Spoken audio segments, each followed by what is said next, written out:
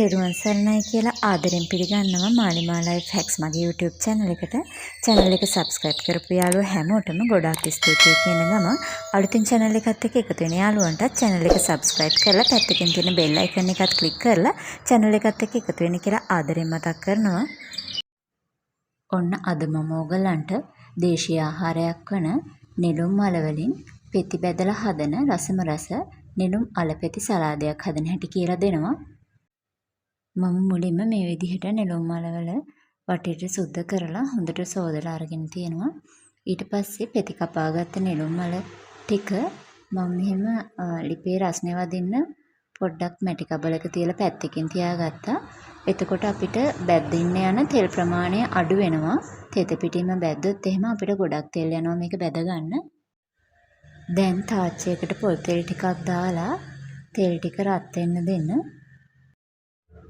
දැන් අපේ තෙල් එක හොඳට රත් වෙලා තියෙන්නේ. මම මේ වෙලාවේදී කපාගත්ත නෙළුම් මල පෙති ටික තෙල් එකට එකතු කරනවා. මේක හිමීට බැදෙන්න දෙන්න.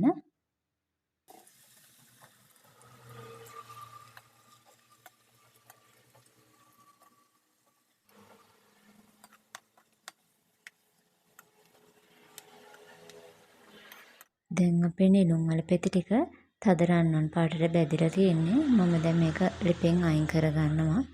මේ විදිහට ඔක්කොම නෙළුම් මල පෙති ටික හිමීට දදා මම බැද ගන්නවා. මම ටිකක් තදට බැද ගන්නවා. ඔයාලට අවශ්‍ය ප්‍රමාණයට මේක බැද ගන්න පුළුවන්.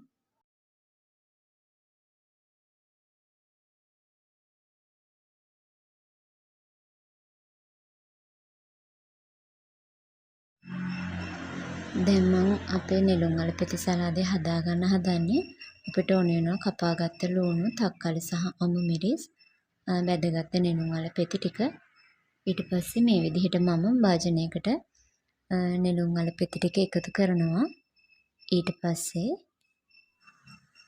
කපාගත්ත අමු මිරිස් ටික, හීනේට ලියාගත්ත බීලුණු ටික, ඔයාට රතු ලුණු උනත් එකතු කරන්න පුළුවන්.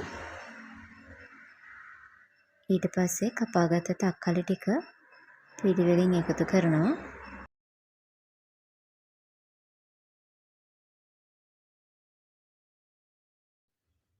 මම දැන් මේකට ලුණු කුඩු සල්පයක් එකතු කරනවා. ඔයාට අවශ්‍ය ප්‍රමාණයට ලුණු කුඩු එකතු කරගන්න. ඊට පස්සේ ගම්බිරිස් කුඩු ටිකක් මම එකතු කරනවා.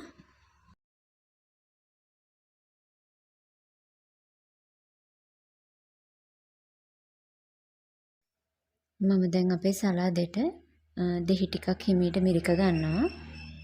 ඔයාට ඇඹුල් අවශ්‍ය වෙන ප්‍රමාණයට දෙහි එකතු කරගන්න. ඊට පස්සේ මේ මිරිකගත දෙහි පොතු දෙකක් දාලා මම හොඳට අතින් පොඩි කරමින් මේ සම්බෝලේ අනා ගන්නවා. අනා ගන්න තරමට මේ සම්බෝලය තවත් රසයි.